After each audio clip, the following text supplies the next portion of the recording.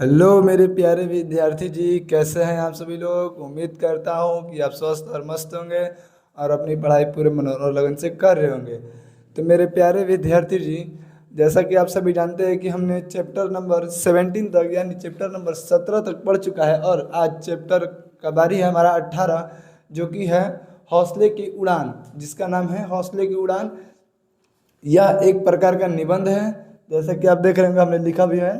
यह एक प्रकार का निबंध है और यह एक पाठ्य पुस्तक विद्या समिति जो किताब में करके दिया है, पापू विसा करके दिया है, तो उसका अर्थ हो गया पाठ्य पुस्तक विद्या समिति। आपको देखिए यहाँ पर दिख रहा होगा। हम्म, आपको दिख रहा है पाठ्य पुस्तक विद्या समिति। इसका अर्थ हुआ पापू विषा का अर्थ होता है पाठ्य पुस्तक विद्या समिति। अगर आपको मन है कहीं लिखने का तो लिख लीजिए, नहीं तो याद हो गया तो बहुत ही अच्छी बात है। तो आज हम बात करने वाले हैं हौसले की उड़ान में, जिसमें बिहार की कुछ बेटियों का एकदम चमत्कारी प्रकार का, जैसे बोल सकते हैं कि वर्णन किया गया है। उनके बारे में लिखा गया है कि हमारे बिहार की बेटियां क्या क्या नहीं कर सकती हैं और बेटियों को अवसर मिलना चाहिए उनको आगे तक जाने के लिए, पढ़ाई करने के लिए, और जो भी उनका स्ट्रीम है, उनका लक्ष्य है, उनको वहाँ तक ले जाने में मदद करना चाहिए। जैसे कि लड़कों को अवसर मिलता है, जैसे हम लड़कों को अवसर मिलता है, वैसे भी हमारी जितनी भी बहन है, जितनी भी लड़कियां हैं, उनको भी अवसर मिलना चाहिए ताकि वो अपने लक्ष्य तक प्राप्ति कर सकें। हम आपको ये पीला वाला बोल्ड, जैसे कि हम पहले पढ़ते थे, हम थोड़ा सा आपको पढ़ के सुनाते हैं और इसी की दृष्टि से हम आपको समझाएंगे भी और बताएंगे कि क्या है यह बिहार की बेटियों का अनोखा वरदान और क्या है यह हौसले की उड़ान। क्या है यह हौसला। हौसला मतलब हौसला अफजाई, आपने नाम सुना होगा। हौसला होना चाहिए, हम दुनिया को बदल सकते हैं, दुनिया को आगे तक ले जा सकते हैं। ठीक है, देखिए आता है हौसले की उड़ान। एक शायरी याद आ रहा है, हम बोल देते हैं। तलवारों के साए पे इतिहास हमारा बनता है, जिस ओर जवानी चलती है उस ओर जमाना चलता है। तो यह जवानी को आप व्यर्थ नहीं होने दीजिए। अभी आप युवा अवस्था में हैं, युवा अवस्था में आप जितना हो सके एकदम मन लगा के पढ़ाई कीजिए। आप जो भी स्ट्रीम है आपका, अगर आप खेलते हैं तो आप मन लगा के खेलिए। जो भी आप लाइन में हैं उसमें आप 100% दीजिए, और जो व्यक्ति 100% देता है तो वो एक ना एक दिन कामयाब जरूर होता है। ठीक है, तो आप कोई भी चीज़ में कोई भी रूल फॉलो वगैरह 100% एकदम कीजिए और एकदम मन से कीजिए। ठीक है, देखिए हम पढ़ते हैं थोड़ा सा इस पाठ को। यह पाठ बिहार की बेटियां का असाधारण विशेषताओं का उद्घाटन है। यह पाठ यानी कि हौसले की उड़ान बिहार की बेटियों की असाधारण विशेषताओं का उद्घाटन करता है। बिहार की बेटियों का यह संसार समाज की रूढ़ियों पर प्रहार करता है। प्रहार मतलब मार करना। जो समाज की ये रूढ़ियाँ हैं, जो समाज रोक लगाता है कि बेटियों को बाहर नहीं जाना चाहिए, बेटी इधर नहीं जा सकती है, बेटी ये नहीं कर सकती है, बेटी वो नहीं कर सकती है। अरे बेटी क्या नहीं कर सकती है, तुम ये बताओ, तुम क्या कर सकते हो। बेटी वो भी कर सकती है। ठीक है, आइए आ गए थे। आधुनिक बिहार की बेटियों का संघर्ष मतलब पहले की, आधुनिक मतलब पहले, वर्तमान मतलब अभी, और भविष्य मतलब आगे होता है, ये आपको पता ही होगा। आधुनिक बिहार की बेटियों का की संघर्ष और उनके हौसले की उड़ान में हमें परिचित करता है यह पाठ। यानी कि जो आधुनिक मतलब पहले की हमारी बेटियां थी, जैसे कि हमारी बहन थी, उन्हें यह पाठ हमें परिचित कराता है कि वह कैसे की। संजू थी, इनमें 3 लड़की हैं, संजू, कदम और सोनी, कुछ ऐसे करके लड़कियां लोग हैं जो हौसले की उड़ान में महत्वपूर्ण योगदान देती हैं। इन लड़कियों के बारे में हम बहुत ही आज कुछ जानने वाले हैं और यह बहुत ही समाज से अलग थी और अपने उम्र के बच्चों से भी अलग थी, और वह अपने लक्ष्य को प्राप्त करने के लिए किसी भी हद तक जा रही थी। ठीक है, गलत काम नहीं करती थी, वो अच्छा काम करती थी। पढ़ाई लिखाई के लिए माँ बाप से बोलती थी कि मम्मी पापा मुझे ये करना है, तो मुझे अवसर मिलना चाहिए हमें पढ़ाई के लिए। तो उनके मम्मी पापा मतलब पहले के लोग में यह मानसिकता था। अब तो बहुत ही चेंजेस आ गया है। क्या बोलते हैं ना कि education education is the most powerful weapon you can change the world. इसका अर्थ हुआ कि शिक्षा एक ऐसा हथियार है जिससे तुम पूरी दुनिया को बदल सकते हो। तो आप शिक्षा लीजिए और दुनिया को बदलने की प्रोत्साहन रखिए, प्रचेष्टा रखिए और अपने अंदर की हौसला को अफजाई और ज़रूर रखिए। ठीक है, तो बिना समय को व्यर्थ किए हम चलते हैं अपनी चैप्टर की ओर। आप बोलिएगा कि सर आप कौन है, भैया आप कौन है। तो मैं आपका आसिफ भैया, आपके हिंदी उर्दू क्लासेज पर आपका स्वागत करते हैं, आपका वेलकम करते हैं। और अगर आप हमारे चैनल पर नए हैं तो चैनल को सब्सक्राइब कीजिए एंड बेल आइकन को जरूर दबाइए, और हाँ, वीडियो को लाइक करना ना भूलें। एंड तक वीडियो जरूर देखिए, हमें यह वीडियो से बहुत कुछ सीख मिलेगा। तो हमने जितना बोला है, मतलब बताया है आपको अपने मुंह से, वो काफ़ी है। और आप बुक थोड़ा पढ़ लीजिएगा, बुक पढ़ने में ज़्यादा मेहनत नहीं है। हम बुक पढ़ते हैं तो बहुत ही टाइम चला जाता है, क्योंकि मेरे प्यारे विद्यार्थी जी, आप जानते हैं कि विद्यार्थी जीवन में समय को नहीं गंवाना है, समय से खिलवाड़ नहीं, नहीं तो समय हमसे खिलवाड़ करेगा तो बहुत ही दिक्कत की बात होगी। ठीक है, तो चलिए हम बिना समय को गंवाए हम शुरू करते हैं हौसले की उड़ान, जो चैप्टर नंबर है हमारा 18, हौसले की उड़ान। हौसले की उड़ान यह क्या है? एक प्रकार का, मेरे प्यारे विद्यार्थी जी, मेरे प्यारे स्टूडेंट, बोलिए आप सभी लोग, यह एक प्रकार का निबंध है सर।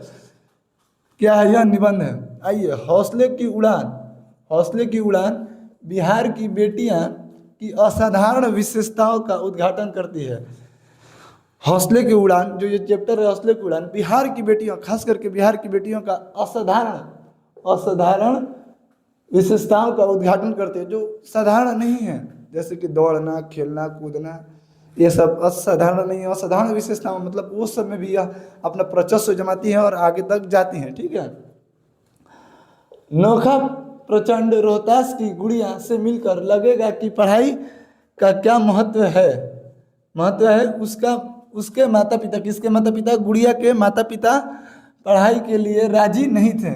ये जो गुड़िया थी, हमारे चैप्टर में गुड़िया लड़की का नाम आया है, उनके माता पिता पढ़ाई के लिए राजी नहीं थे। तो आपको क्वेश्चन आ सकता है, किसके माता पिता पढ़ाई के लिए राजी नहीं थे? तो गुड़िया के माता पिता।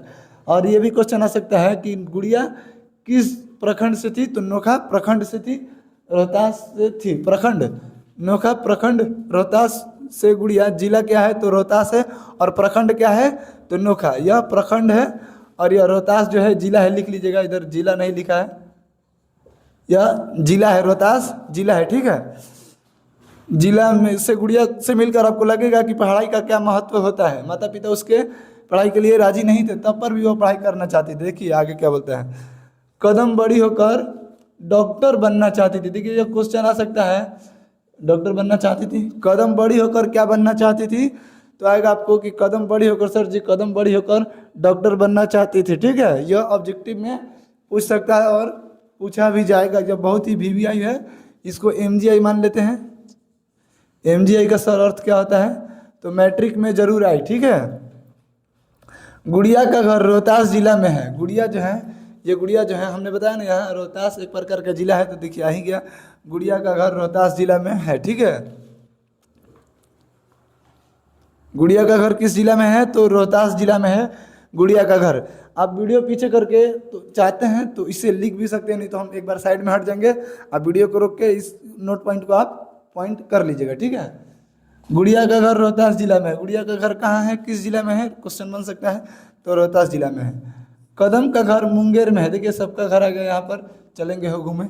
कदम का घर किस जिला में है? तो मुंगेर जिला में है। कदम का घर किस जिला में है? तो मुंगेर जिला में है।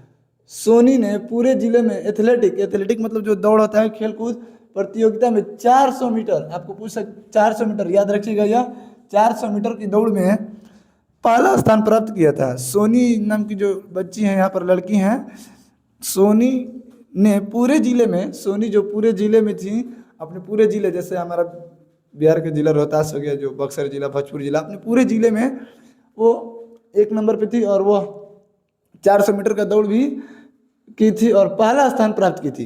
पहला स्थान प्राप्त की थी 400 मीटर को दौड़ को पूरा करके, और पहला स्थान प्राप्त की, अपना प्रचस्व जमाई और बोली कि देखो लड़कियां कुछ कर सकती हैं। आप बोलते हैं कि लड़कियां कुछ नहीं कर सकती, लड़कियां बहुत कुछ कर सकती हैं। ठीक है, अब इस बात को कोई ज़्यादा मजाक नहीं बनाए। ठीक है, पहला स्थान प्राप्त की थी। राज्य स्तरीय एथलेटिक प्रतियोगिता में भागीदारी बनकर सोनी जमालपुर गई। पूछेगा कि जमालपुर जाने वाली लड़की का नाम क्या था? तो सोनी। ऐसे भी क्वेश्चन आ सकता है कि राज्य स्तरीय एथलेटिक्स प्रतियोगिता में भाग लेने वाली लड़की का नाम क्या था? आ जाएगा कदम, आ जाएगा आपको, आ जाएगा सोनी, आ जाएगा आपको, आ जाएगा गुड़िया, तो आपको मारना है सोनी। ठीक है, वही सोनी है जो 400 मीटर के दौड़ को पूरा की और पहला स्थान प्राप्त की, ठीक है, अपने ज़िले में। आइए, जैनब खानम की माता का नाम फूल बीवी था। जैनब खानम की माता का नाम फूल बीवी था, ठीक है। जैनब खानम की माता का नाम फूल बीवी था। मेरे साथ आप लोग बोलते रहिए, आपको याद होगा, बोलने से याद होता है, ठीक है। जैनब खानम की माता का नाम फूल बीवी था, याद रखिए। इस चैप्टर में किसी के पिता के बारे में, किसी के माता के बारे में, किसी के दादा के बारे में दिया गया है, तो आपको दादा का नाम और माता का नाम और पिता का नाम याद कर लेना है। यहाँ से क्वेश्चन एकदम 100% है कि बन सकता है, ठीक है। जैनब खानम की माता का नाम क्या था, तो फूल बीवी, ठीक है। कदम अपनी उम्र की बच्चों से अलग थी। कदम जो थी, जो हमारी कदम है, जो इस पाठ में एक महत्वपूर्ण भूमिका निभाई है, कदम जी जो थी अपने उम्र के बच्चों से, जैसे कि हम अपने उम्र के बच्चों से थोड़े अलग हैं, आप भी थोड़े अलग होंगे, लेकिन वो बहुत ही अलग थी, वो बहुत कुछ अलग करना चाहती थी। देखिए, आएंगे हम पढ़ेंगे क्या बोलती है। कदम अपनी बच्चों के उम्र से अलग थी, ठीक है। कदम के पिता का नाम जितेंद्र मांझी था, ठीक है।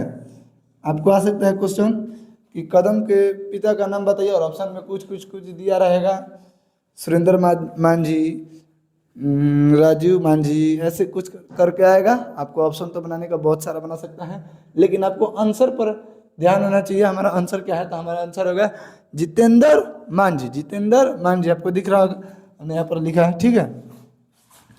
मोहम्मद अब्दुल्ला रहमान, ठीक है। अब ये देखिए, यहाँ पर हमने अंडरलाइन कर दिया, मोहम्मद अब्दुल्ला रहमान की पोती का नाम जैनब है। जी हाँ, वो यह जैनब है, ठीक है। मोहम्मद अब्दुल्ला रहमान की पोती का नाम जैनब है, ठीक है। हमने इसमें क्या क्या पढ़ा मेरे प्यारे विद्यार्थी जी, थोड़ा हम एबीसी पर बात कर लेते हैं। एबीसी पर, एबीसी मतलब आसिफ भैया कॉन्सेप्ट, ठीक है। हमने पढ़ा कि हौसले की उड़ान एक बिहार की जो बेटियां हैं उनका एक बहुत ही महत्वपूर्ण भूमिका निभाई है, जो इस चैप्टर में पढ़ेगा। इसमें एक है नोखा प्रचंड की रोहतास जिले की गुड़िया जी हैं, जो गुड़िया से मिलकर लगेगा हमके कि पढ़ाई का क्या महत्व है, पढ़ाई क्यों करना चाहिए, ठीक है। कदम बड़ी होकर डॉक्टर बनना चाहती थी, जो कदम थी बड़ी होकर डॉक्टर बनना चाहती थी। गुड़िया का घर रोहतास जिले में था, कदम का घर मुंगेर जिले में था। गुड़िया का घर रोहतास जिला में, कदम का घर मुंगेर जिला में। सोनी ने पूरे जिले में एथलेटिक प्रतियोगिता में 400 मीटर की दौड़ में पहला स्थान प्राप्त किया था। किसने पहला स्थान प्राप्त किया था, तो सोनी ने 400 मीटर की दूरी में पहला स्थान प्राप्त किया था। राज्य स्तरीय एथलेटिक प्रतियोगिता में भागीदारी बनकर सोनी जमालपुर गई थी। जमालपुर गई थी सोनी, कहाँ गई थी, तो जमालपुर गई थी, ठीक है। जैनब खानम के माता का नाम, माता मतलब मम्मी का नाम फूल बीवी था। कदम अपनी उम्र के बच्चों से अलग थी। कदम अपनी उम्र के बच्चों से अलग थी। कदम अपने बच्चों से उम्र से अलग थी। वही कदम, उनके पिता का नाम है जितेंद्र मांझी, ठीक है। मोहम्मद अब्दुल रहमान के पोती का नाम है जैनब खानम या जैनब खातून, जो भी आप बोल सकते हैं। अब आइए, हम तो चैप्टर पढ़ लिए, चैप्टर को कुछ हमने नोट पॉइंट लिखा था, बहुत ही VVIA इंपॉर्टेंट है। इसी से आपको, जब बुक का नोट पॉइंट है, अब इसी से आपको क्वेश्चन घुमा फिरा के ऐसे ही इधर उधर करके दे सकता है।